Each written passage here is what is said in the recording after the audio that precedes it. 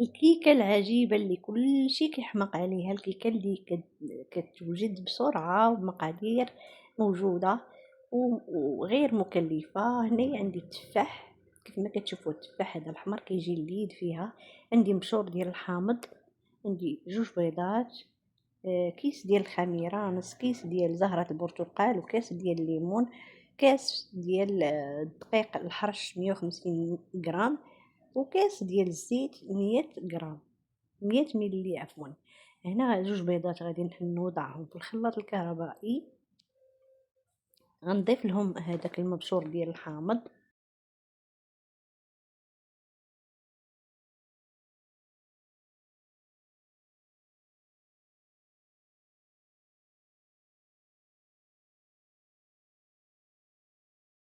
ثم غادي نضيف واحد المعلقة من هذا البسكوت المحلى، كيجي لذيذ وكيعطي واحد النسمة فريدة في الكيك ديالنا.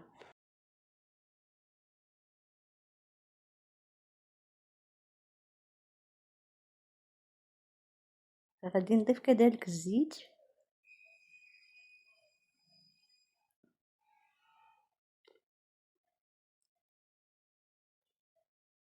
والليمون،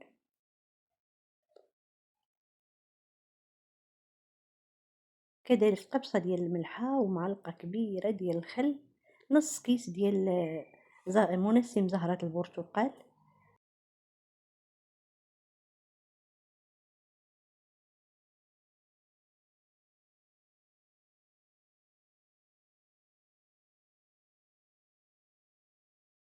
بعد ما طحنا داك المكونات كاملين غنفرغوهم في واحد لوبول.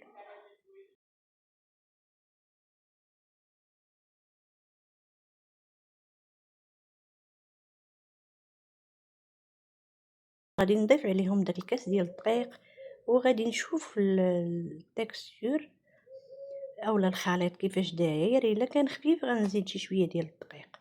هنا ضفت معلقه ديال الخل والخميره،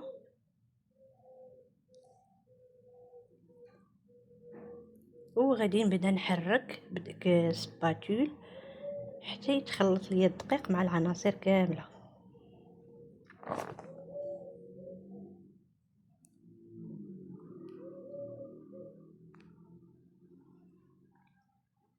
هنا يبان ليا العجين خفيف بزاف. غادي نضيف واحد نص كاس ديال الدقيق اولا الثلث ديال الكاس. نتوما عينكم ميزانكم على حسب الدقيق كيفاش داير النوعيه ديالو، كاين الدقيق اللي كيشرب، كاين اللي كيبقى خفيف.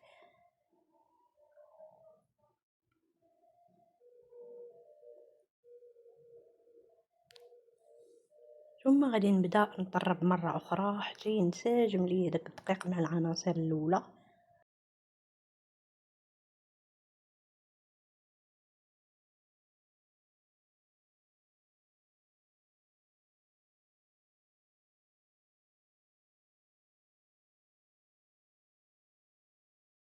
هاد الاثناء هادي شعلت الفران على درجه حراره 180.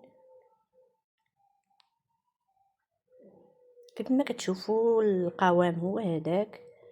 غادي نخوي دابا الخليط ديالي في هاد القالب ديال الفران.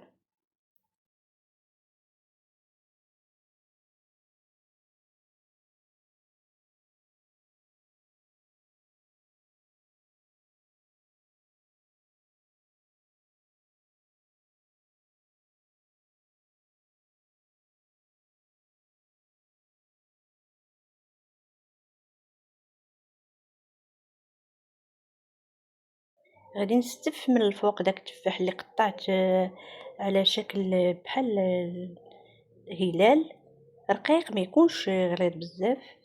وغادي نفندو من الفوق بسكر سنيده وشويه ديال الكوك. نتوما كيبقى لكم الاختيار، اي حاجه ممكن ديروها من الفوق. وغادي ندخل القالب ديالي الفران.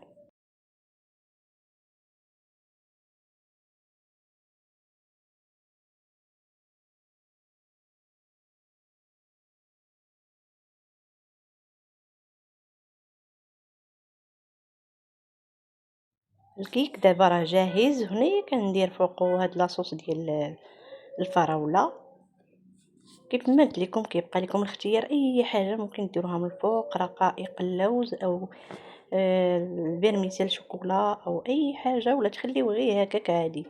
كيجي لذيذ بزاف ورائع وكيوجد بسرعه. كنتمنى تجربوه وتخليو لي التعاليق ديالكم الغزالين. دمتم في حفظ الله والسلام عليكم.